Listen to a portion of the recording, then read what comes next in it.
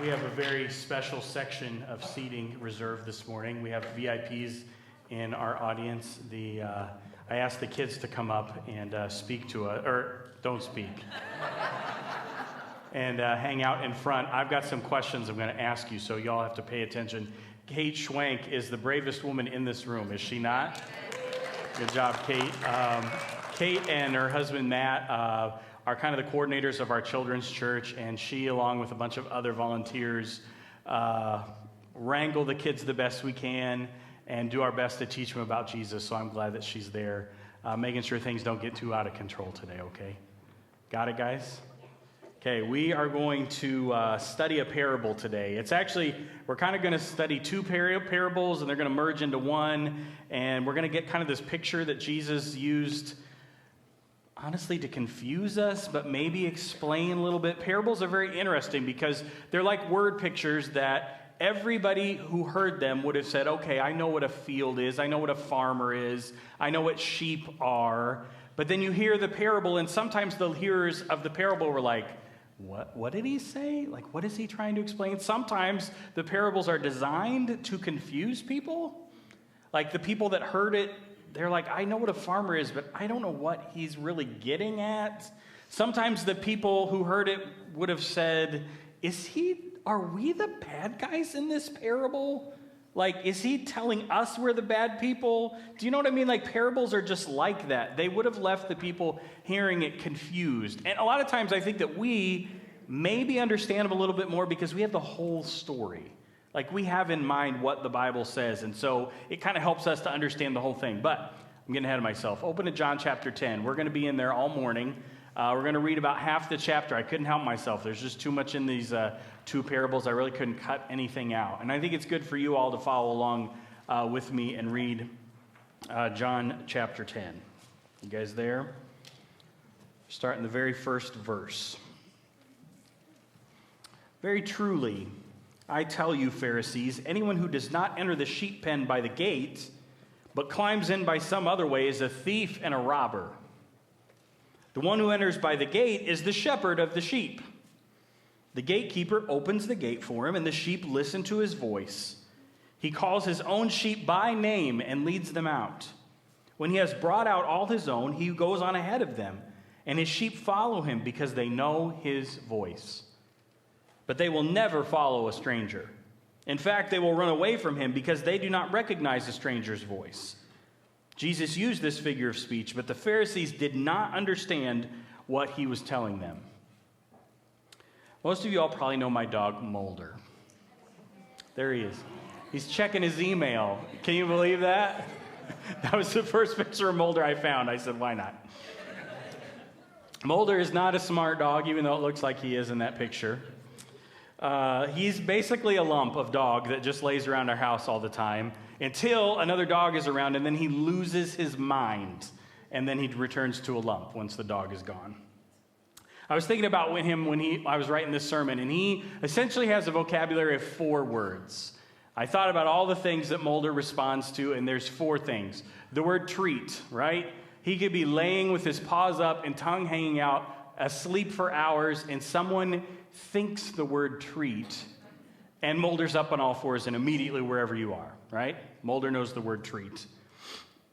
If someone says like walk or outside, that doesn't get as much attention as the word treat, but usually if he's properly motivated, if you use the word outside, you'll eventually hear click, click, click, click, click, click of his paws, right?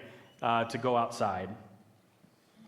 He knows his name, but he kind of ignores his name.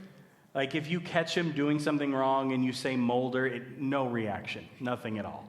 So we try. So those are Mulder's 4 words. He's not smart. Sheep, you guys read this, are just a little bit more selective than Mulder, my dog.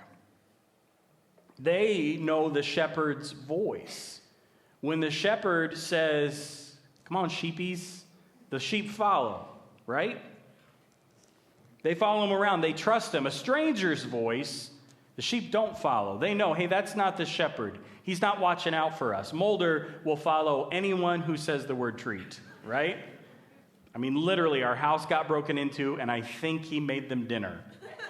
He didn't do a thing. So, like, my dog is not intelligent enough to handle this. Sheep are smarter than Mulder. They know that's not the shepherd. I should not listen to him.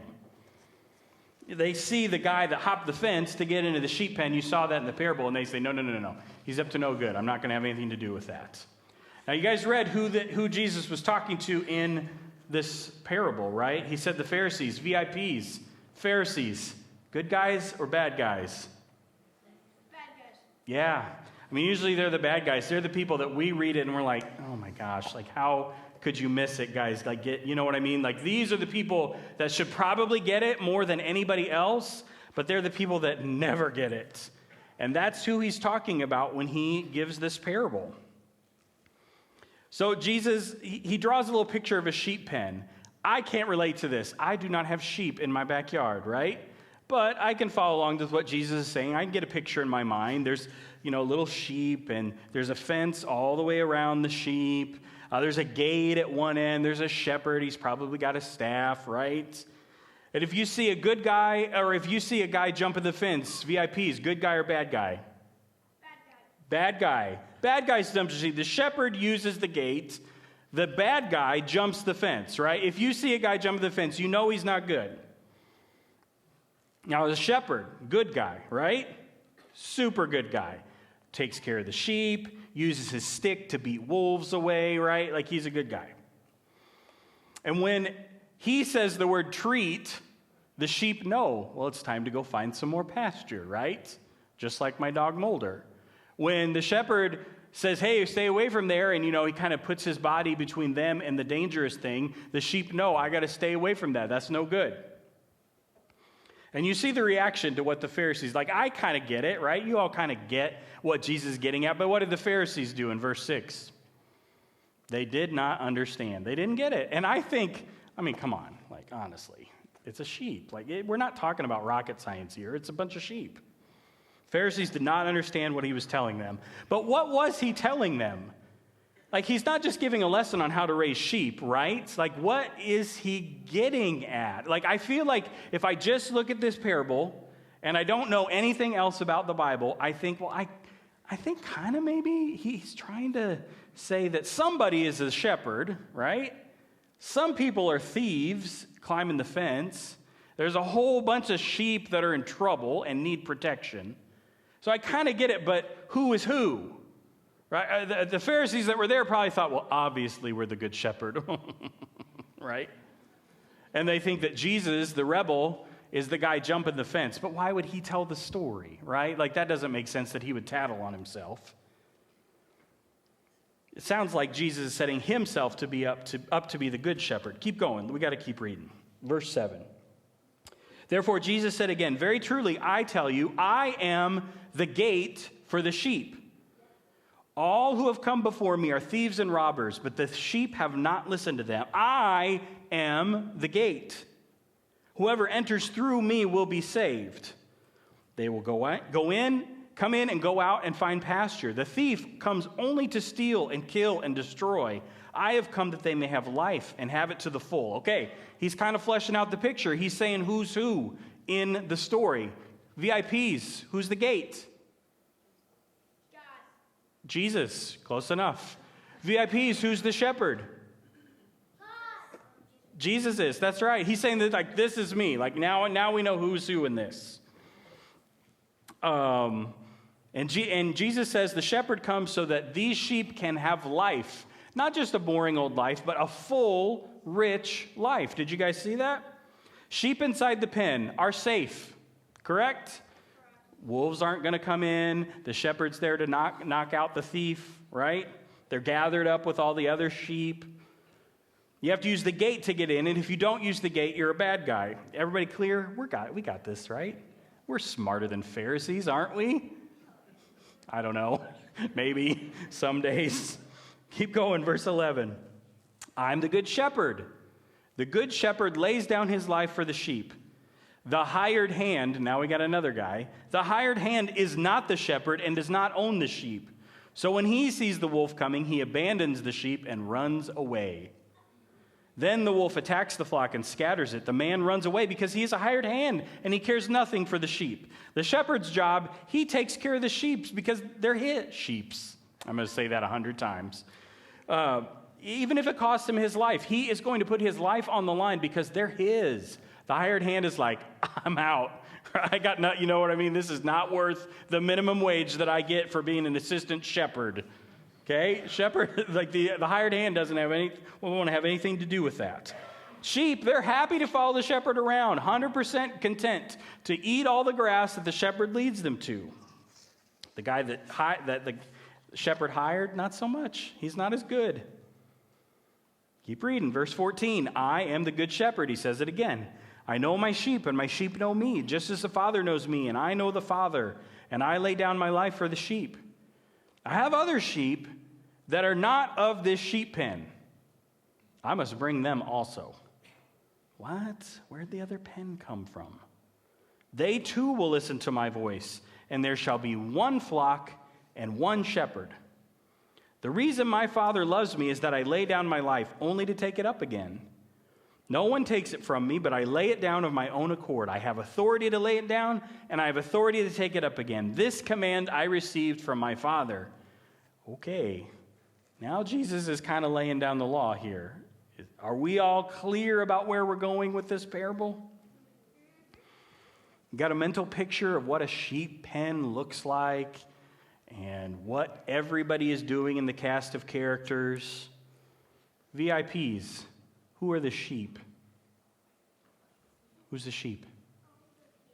Who? What people? Emmy. Yeah, like us. We're sheep, right?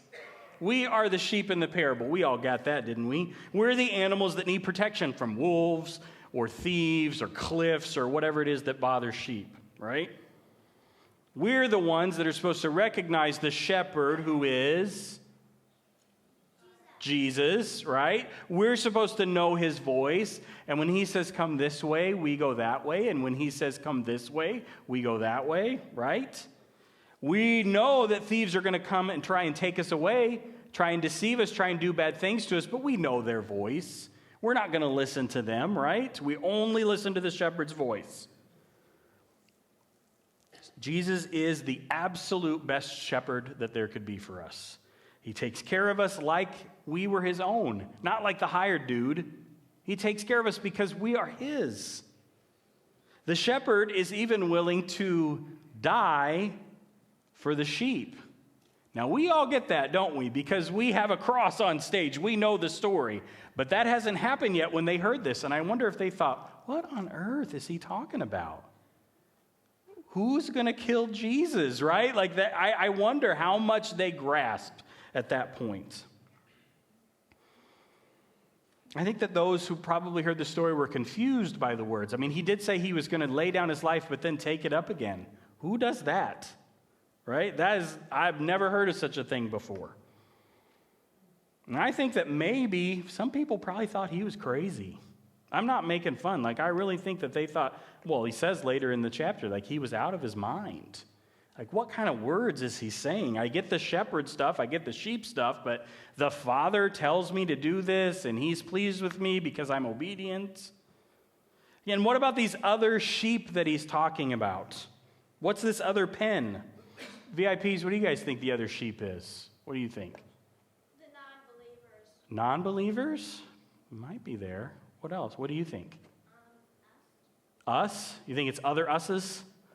I think you might be right. Huh? Yeah, other sheep. Emmy, what do you think? Gentiles. Oh my goodness. Emmy says Gentiles. I think she's right, okay? So Jesus was talking to, who's in the first pen? The Jews, right? That's who Jesus come to be with first. And he's telling a bunch of Jews, hey, listen, you're not the only sheep. That would have made them mad. Because if you were a Jew, you were so happy to be God's chosen people. You had a very special relationship with God. And for Jesus, the shepherd, to say, hey, listen, I have another pen, and someday you all are going to be in one great big pen, and I'm going to be the shepherd of all of those sheep. All the pens that I have all over the place are combined into one. How mad are the Pharisees now? Super mad. I think you're right. Jesus' ministry started with the Jews, but he's saying it is about time for the Gentiles to join. And aren't we glad that we get to join? That's us. Keep reading, verse 19. The Jews who heard these words were again divided. Many of them said, "He is demon-possessed and raving mad. Why listen to him?" But others said, "These are not the sayings of a man possessed by a demon. Can a demon open the eyes of the blind?" So like so often happens in the New Testament, Jesus' words divide people, right? Some people think the guy, he's crazy. He is literally demon-possessed. Others think, well, no, I don't think so. I may not understand everything that he says, but he's saying good stuff, right? And it's probably super tempting for everybody in this room to think, well, obviously we would be in the camp of people who think he's a good guy. That's all of us. We drove through 9 inches of snow to be here. Obviously, we're the good people in this story, correct? Maybe. We know, hey, Jesus really did heal blind people. Like, we know that he really did perform miracles. Like, we see that. We see the evidence of him working in our lives, so we think, yep, absolutely, we'd be in the good camp. I don't think many people in this room would say he was demon-possessed. Like, that's crazy talk. He was out of his mind. But I think that after 2,000 years, the edge of Jesus' words has kind of tempered a little bit. Like maybe we don't hear it with the same harshness that the original audience heard the words with. We're doing a series that Sherm started on all the times in the book of John when Jesus said the words, "I am."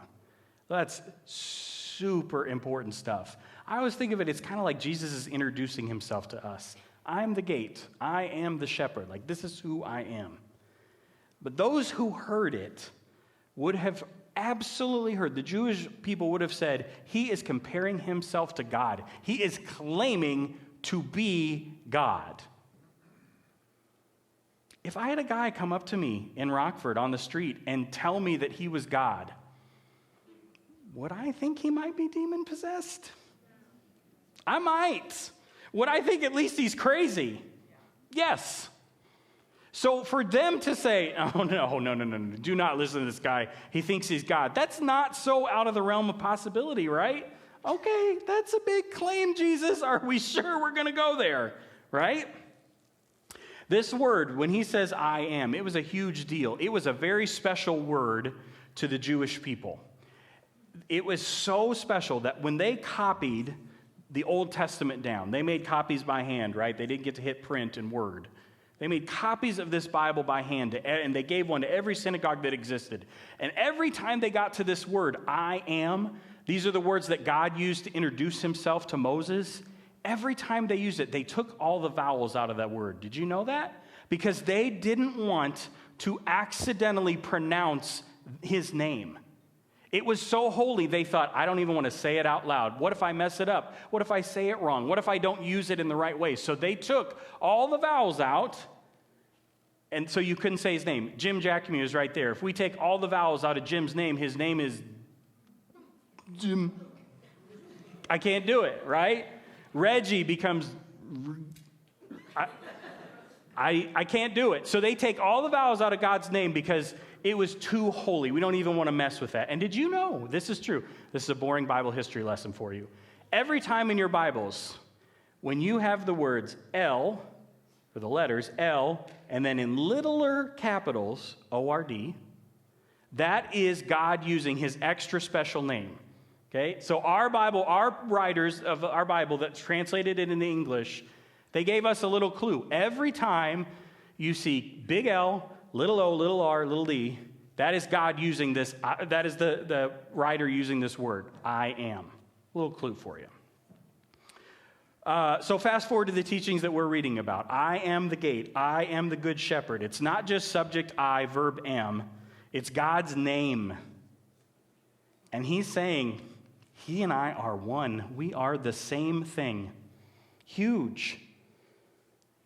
someone came up to me and said, me and God are the same thing, I would probably think they're crazy too. I really would. And if I was a Jewish person, and he's claiming to be God and using God's extra special name that I won't even pronounce because there's no vowels in it every time I write it down, now I'm angry. Now Jesus is a blasphemer. He is claiming to be God and use his extra special name. I wonder if what my reaction would have been if I would have heard that. Maybe a lot of us would be in the category that thought Jesus was demon-possessed. I don't know. Take away the scandalous part. What about the claims himself? What about all the things that he is teaching? I am the gate, so if I want to get into the sheep pen, I have to go through who? Via Jesus, right? That's the only way. If I jump the fence, can I get into the sheep gate the right way? No, I'm a bad guy, right? I don't want to read too much into this, but I think it's interesting that Jesus says, I want them to have life and have it to the full. You guys saw that? Jesus did not say, I want them to have a good death and have a really full afterlife. I think it's really tempting of us to think the sheep pen is heaven. I don't think it is. I think the sheep pen is earth. I think that Jesus is saying, right now on earth, I want my sheep to have a full, rich life. Not someday when they're dead. I think right now he wants us to have a good life. It's a hard topic because I know a lot of Christians who don't act very alive. You know what I mean? Who are sad or angry or nervous or fearful. And Jesus is saying, no, I want you to have a full life. I want you to enjoy the sheep pen that you are in right now. Maybe people, I don't know, sometimes I get fearful that my needs are not going to get met. And I stop having a full, rich life. I think, maybe the grass is going to quit growing and suddenly I'm going to have to fight with the other sheep in order to get the last little morsel of grass. Jesus didn't say that. He says, no, you're going to have a full life. I'm going to take care of you. Don't worry about it. That's not what life in a sheep pen is supposed to be like. Passing through that gate means that the shepherd is going to take care of me in every conceivable way. He knows more about my needs than I do. And I have to trust that the shepherd is going to take care of me. When I'm broke, he's going to take care of me. When I lose my job, the shepherd has my back. He is not concerned. When I get sick and the doctors are out of options and they're just shrugging their shoulders and saying, we're going to make you comfortable for the rest of your life, I know that the shepherd is there with me every step of the way. When I'm lonely, I remember that I'm sitting in a sheep pen full of all kinds of good-looking sheep. That's you. And let me give you a little sidebar. There are times, especially during worship services, like, I don't know every song that's ever been written, And people come up and they sing a song, and I kind of feel weird because I'm just standing there. I don't know the words. Or maybe I'm just not feeling it. Maybe I'm a terrible singer. Maybe I just don't want to inflict suffering on the people around me, One of the things I love, this happened this morning. I'm sorry, Joanne. I'm sitting right there, and Joanne Ford is right behind me and singing when I'm not necessarily singing, and I just let Joanne worship for me for a minute. Do you all know what I'm saying? That is one of the best things about being in the sheep pen, is that we collectively worship all together. Sidebar over. Living as a Christian means that I know I'm going to lead a rich, full life. I don't mean like rich, like my bank account is full. I mean abundant. I mean restful. I mean God takes care of my needs kind of life. Mostly because I get to hang out with the shepherd, who is capital G good. The shepherd who is equal to God. The shepherd who said, I will absolutely die for you. It doesn't mean every trial goes away, does it? It does not. But it does mean the good shepherd goes through all those trials with me. I think that's even better. Do you all want to be a part of that sheep pen? Yep. How about you guys, VIPs? You want to be in that sheep pen with Jesus? Yes. They do. Anybody else? Do you guys want to be in that sheep pen with Jesus? Yes. Sheep are kind of smelly, but that's where we are, right? That's our lot in life. The first thing we got to do is walk through the gate. In order to get into the sheep pen, we got to go right through Jesus and nothing else. We do not get into the sheep pen by being more good than bad. That is the biggest lie that exists. So many people think that they become Christians because God puts all the things they did on a scale, and if the good side is heavier than the bad side, you get to come in. That is a total lie, because just one tiny little bad thing means you're out of the sheep pen. So the only way you get to come in is through Jesus. That's it. Have you all entered into the sheep pen through Jesus yet? Second thing we do, we listen for his voice. Guys, you remember what the shepherd does? What does he do? He talks, and who hears him? The sheep hear him. And when the shepherd says do something, what do the sheep do? They do it, right? Do the sheep ever go, I don't know if we should follow him this time? No. What do? They just do it immediately. Why? Because they trust him. They trust him, right. They've heard his voice 100 times before. And he says, watch out for that cliff. And they're like, okay, I should watch out for that cliff, right?